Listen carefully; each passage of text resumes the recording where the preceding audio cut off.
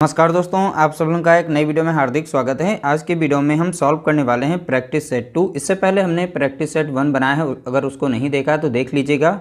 उसमें भी top 10 selected प्रश्न थे। कई टॉपिक को हमने कवर करके उस प्रैक्टिस सेट यानी 1 को बनाया था। इसी तरीके से हमारी श्रृंखला कंटिन्यू चलती रहेगी। प्रैक्टिस सेट 2, 3, 4, 5 ऐसे हमारे सारे प्रश्न यानी सारे टाइप के, और इस तरीके से प्रैक्टिस सेट में आप लोगों को एक ही वीडियो में कई टॉपिक कवर करने का मौका मिलेगा। इस तरीके से अलग अलग टाइप के प्रश्न देखने को मिलेंगे और सभी के सभी टाइप जो भी लिए जा रहे हैं वो मोस्ट इंपॉर्टेंट आपके एग्जाम्स के लिए होंगे।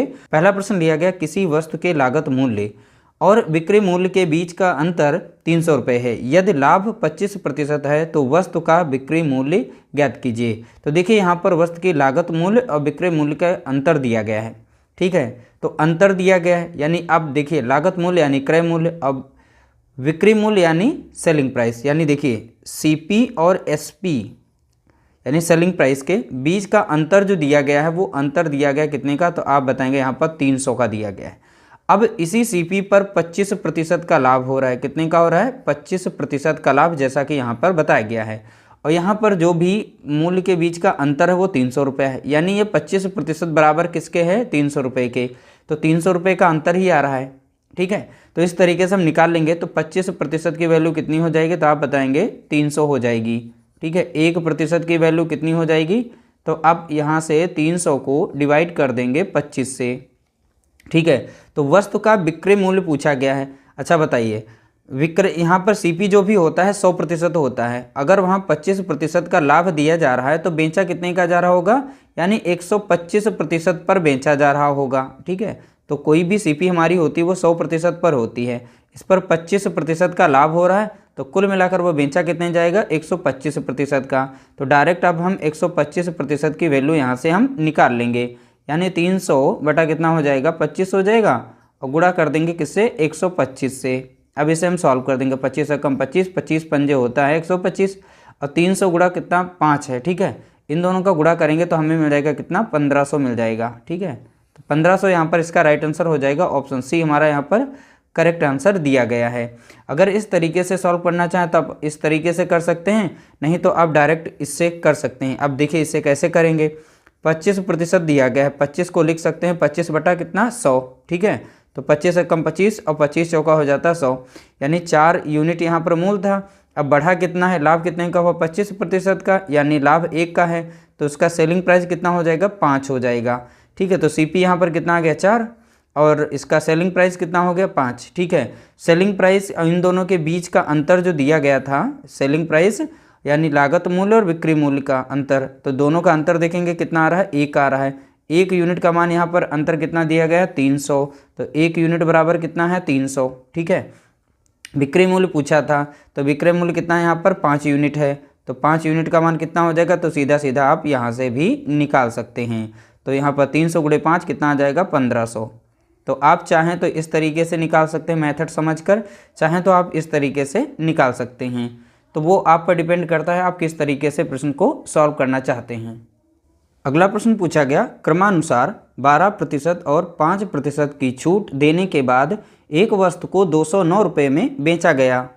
वस्तु की वास्तविक कीमत क्या है? देखिए यहाँ पर 12% की छूट दी गई। अब देखिए वस्तु की कीमत हमें नहीं पता, तो वस्तु की कीमत हमको जब नहीं पता होती है तो हम x मान लेते हैं। 12% की छूट दी गई, छूट देने के बाद बेचा कितने का गया? तो 12% को हम 100% से माइनस करेंगे, यानी वो बेचा गया था 88% पर, तो 88 बटा कितना लिख सकते हैं? 100। अब दोबारा फिर छूट दी गई 5% की। ठीक है, तो 5% की जब छूट दी जाएगी तो बेचा कितने का जाएगा? तो आप बताएंगे 95% पर बेचा जाएगा। तो 95% को लिख सकते हैं 95 बटा 100 लिख सकते हैं। तो फिर बाद में बोला गया एक वस्तु को 209 रुपये में बेचा गया, तो अंत में कितने का बेचा गया? तो आप बताएंगे यहाँ पर 209 रुपये में बेचा गया। अब इसे सॉल्व कर लेंगे, x की वैल्यू आपकी आ जाएगी। तो x बराबर आप लिख सकते हैं 209। ठीक है, गुणा नीचे के सभी ऊपर चले जाएंगे, 100 इधर हो जाएगा और यहाँ पर भी 100 हो जाएगा। एक साथ में हम काट लेंगे, इसीलिए हम यहाँ पर लिख रहे हैं। अब ऊपर वाले सभी नीचे आ जाएंगे। ठीक है, तो गुणे 95। अब इसे हम सॉल्व कर लेंगे। अब देखें यहाँ पर डायरेक्टली ये 19 के टेबल में दिखाई पड़ रही है, यानी 19 पंजे होता है 95, और 19 कम 19 लग जाएगा, एक बचेगा यहाँ पर, फिर से 19, 19 कम 19 हो जाएगा, ठीक है। और 11 कम 11 कट जाएगा, और 11 अट्ठे 88 कट जाएगा। 4 से संख्याएं कट रही हैं तो 4 दूनी 8 कटेगा, ठीक है। और 4 से इसे भाग देंगे तो 25 बार में लग जाएगा, ठीक है। 2 कम 2 कट जाएगा, और 2 से काटेंगे यहाँ पर 50 बार में जाएगा। अब 5 से इसे काट देंगे, 5 कम 5 कट जाएगा, अब 5 25 आप यहाँ पर काट देंगे। 50 यहाँ पर है, 5 यहाँ पर है, तब देखिए 5 गुणा 50 को जब गुणा करेंगे तो कितना मिल जाएगा, 250 मिल जाएगा। कितना मिलेगा, 250। तो इसका राइट आंसर निकल के आ गया है 250।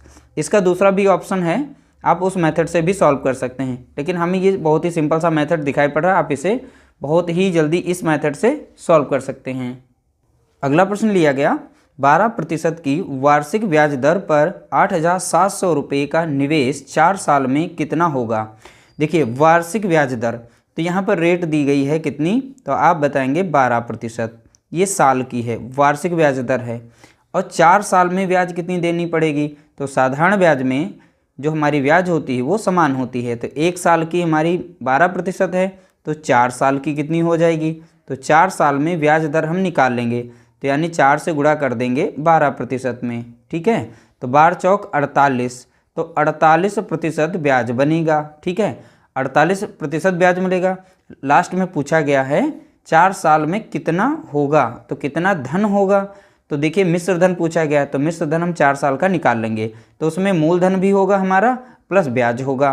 तो मूलधन हमारा 100% रहा होगा, उस पर हमारा जो ब्याज मिलेगा वो 48% मिलेगा, यानी कि अब हमें वैल्यू निकालनी है 148% की, ठीक है। तो ये ब्याज सहित होगी, हमारी मिश्र धन निकल आएगा। तो किसका निकालेंगे, मूलधन का, तो मूलधन हमारा कितना है 8,700 है, इसका हम निकाल लेंगे 148%। तो हमारा करेक्ट जो है एक लाइन में आंसर आ जाएगा। इस तरीके से हम 2 जीरो से 2 जीरो को काट देंगे। अब सीधा सीधा देखिए आप यहाँ पर इनका गुणा कर लेंगे, तो 148 गुणा कितना है यहाँ पर 87, तो इन दोनों का आप यहाँ पर गुणा करेंगे, तो इन दोनों का गुणा करने पर आंसर मिलेगा, यहाँ पर इन दोनों का गुणा कर लेंगे, 7 56 के 6 हो जाएगा, 5 मिलेगा, 7 चौके 28, 5 यहाँ पर हो जाएगा, 33 का 3, 3 बचेगा, 7 कम 7 और 3 कितना हो गया 10 हो जाएगा, 8 अठाई 64 के हो जाएगा 4, 6 बचेगा, 8 चौके 32 और 6 38 का 8 हो जाएगा, 3 बचेगा, 8 कम 8 3 11 हो जाएगा।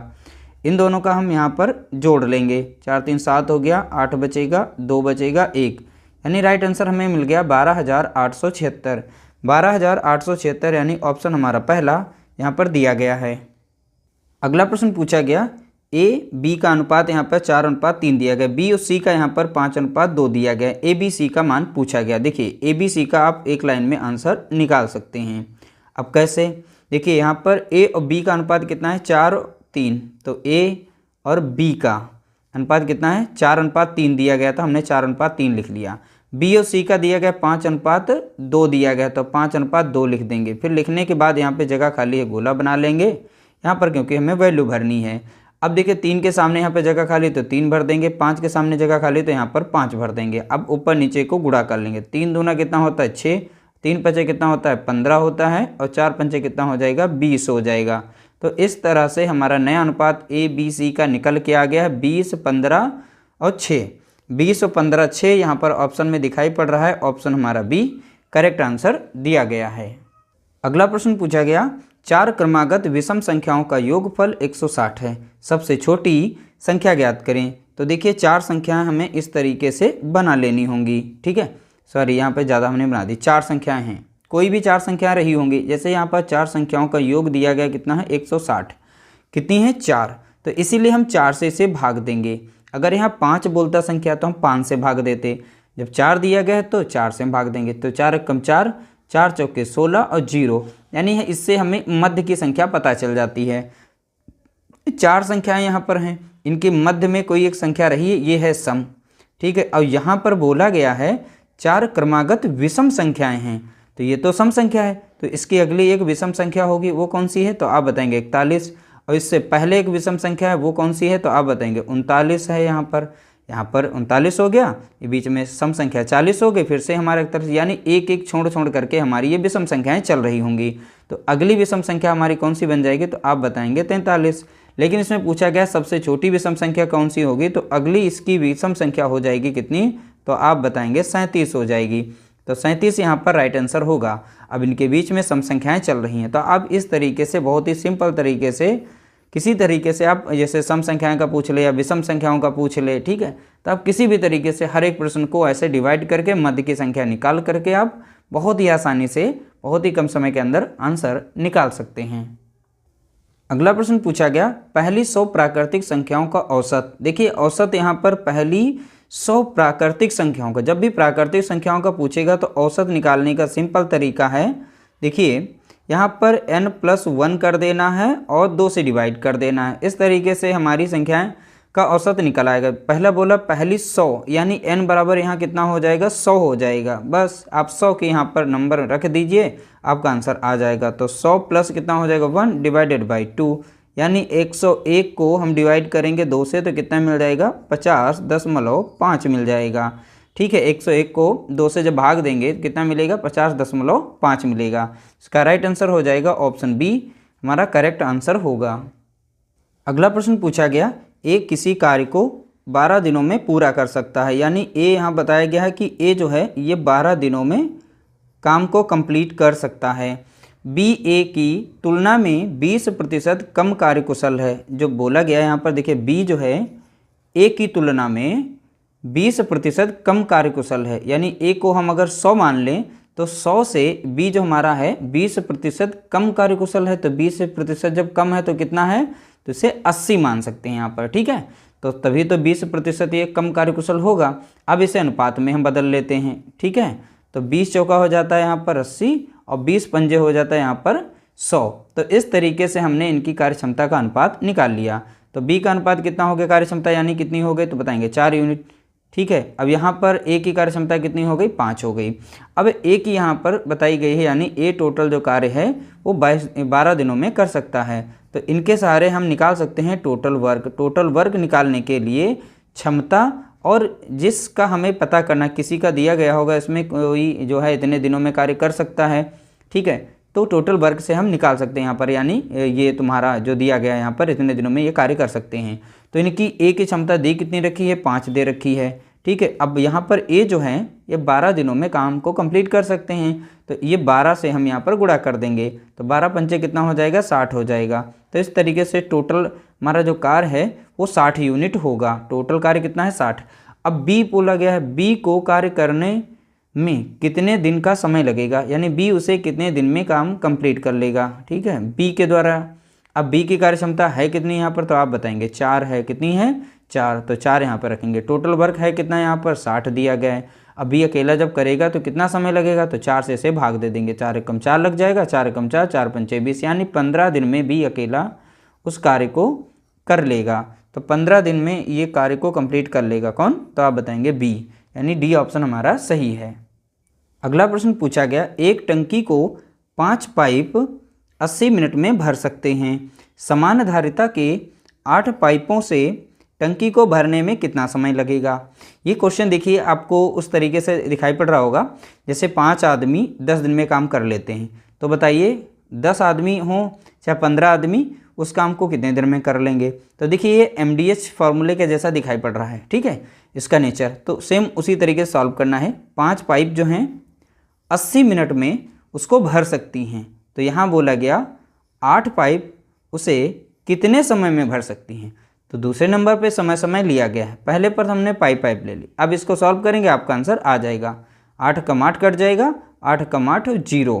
तो x बराबर यहाँ कितना आ जाएगा, 10 पंजे कितना हो गया 50।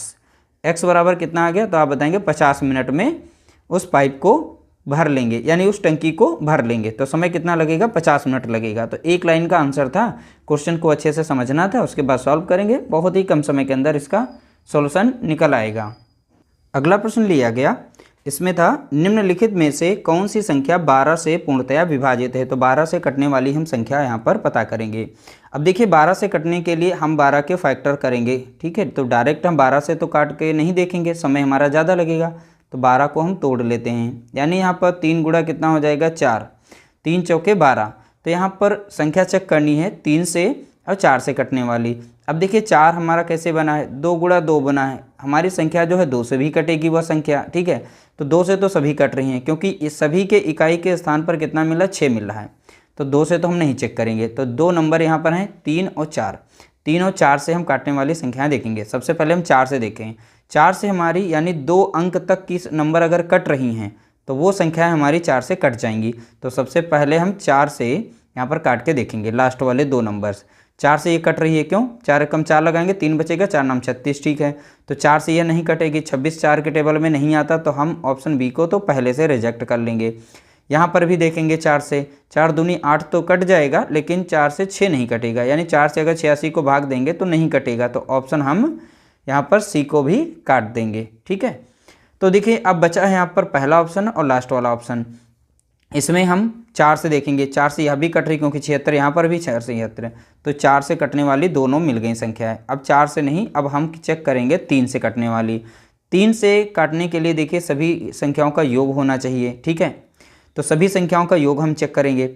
अब जैसे हम नीचे से स्टार्ट कर रहे हैं, देखिए यहाँ पर दोनों का जो 6 जो है, 6 को डायरेक्ट देखें, ये हमारे 3 से कट रहा है, ठीक है। जब ये 3 से कट रहा है तो इसे काट देंगे, 3 दूना 6 आता है।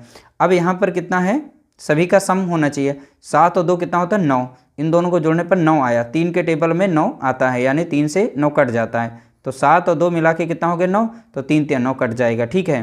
तो यहाँ पर 7 और 8 को जोड़ेंगे तो 15 मिलेगा, तो 3 पचे 15, यानी यह जो है 3 से कट जाती है, ठीक है। तो राइट आंसर हमारा डी निकल चुका है, यहाँ पर हमने चेक करके निकाल लिया। लेकिन एक बार इसे भी कंफर्म कर लेते हैं, जैसे हम 3 से 6 को काटेंगे तो कट जाएगी, 3 दूना 6, तो 7 नहीं कटती, लेकिन जोड़ के हम तो देखेंगे यहाँ पर 7 और 2 कितना हो गया 9। अब 9 जो जोड़ के आया है वो हमारा 3 से कट रहा है, 3 3 9 कट जाता है, ठीक है। अब 7 4 कितना होता है 11, जोड़ने पर कितना मिला 11, ठीक है। तो भैया 3 के पहाड़े में नहीं आता 11, तो इसलिए हमारी यह संख्या यह भी नहीं कटेगी। तो देख सकते हैं हमने इस तरीके से फैक्टर के जरिए बहुत ही सिंपल तरीके से आप बारी बारी से इसे चेक करके आप इनके आंसर निकाल सकते हैं। अगला प्रश्न पूछा गया, 480 मोबाइल किसी कक्षा के छात्रों को बराबर बराबर संख्याओं में कितने तरीकों से बांटा जा सकता है। तो यहाँ पूछा गया है 480 मोबाइल फ़ोन हैं, तो कक्षा में छात्रों को कितने तरीकों से बराबर बराबर संख्याओं में कितने तरीकों से बांटा जा सकता है, ये पूछा गया। तो जब भी इस तरीके से प्रश्न आए, हर एक प्रश्न के नेचर को समझना है। तो अब क्या करेंगे, जो भी संख्या दी जाए उनके आप फैक्टर निकाल लेंगे, ठीक है। तो इस तरीके से आपको निकालना है। तो 2 से कट जाएगा 2 दूना 4, 2 चौके 8, इसी तरीके से काटेंगे 2 कम 2, 2 दूना 4, 2 से कट जाएगा 2 छंग 12, 2 से कट जाएगा 2 तियाँ 6, 2 कम 2 और 2 पंचे 10। एक बार समझना बहुत ही ज़रूरी है, 3 कम 3, 3 पचे 15, डायरेक्ट 3 से कटा 3 पचे 15 और 5 कम 5। तो देखिए यहाँ पर 2 जो है 5 बार आया है, 3 जो है 1 बार आया है, 5 जो है 1 बार आया है। जब भी यहाँ पर इस तरीके से बराबर बराबर संख्या में कितने तरीकों से बांटने की बात करें, तो आप क्या करें, जितनी भी पावर इनकी दी गई हैं पावर में 1 बढ़ा के गुणा कर लेंगे। तो 5 है, 5 में 1 पावर बढ़ाएंगे तो 6 हो जाएगी, और यहाँ पर 3 की पावर कितनी 1, 1 में 1 बढ़ाएंगे कितना हो जाएगा 2 हो जाएगा। 5 की पावर 1 है, तो इनकी पावर में 1 और जोड़ देंगे कितना हो जाएगा 2। अब इनका सीधा गुणा कर लेंगे, 6 दूनी 12 और 12 दूनी 24, तो यानी 24 तरीकों से बांटा जा सकता है। तो कितने तरीकों से बांटा जा सकता है, तो आप बताएंगे 24 तरीकों से। तो ऑप्शन डी हमारा यहाँ पर राइट आंसर हो जाएगा। उम्मीद करते हैं आज का सेशन आप लोगों को अच्छा लगा होगा। वीडियो अच्छा लगा हो तो लाइक करना, शेयर करना, चैनल पर नए हो तो चैनल को सब्सक्राइब जरूर कर लीजिएगा।